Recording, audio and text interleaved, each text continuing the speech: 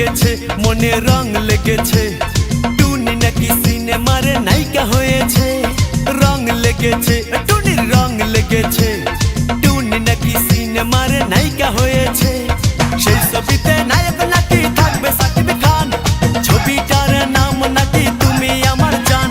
টুনির জ্বালায় এবার আমার যাবে রে প্রাণ রং লেগেছে মনে রং লেগেছে।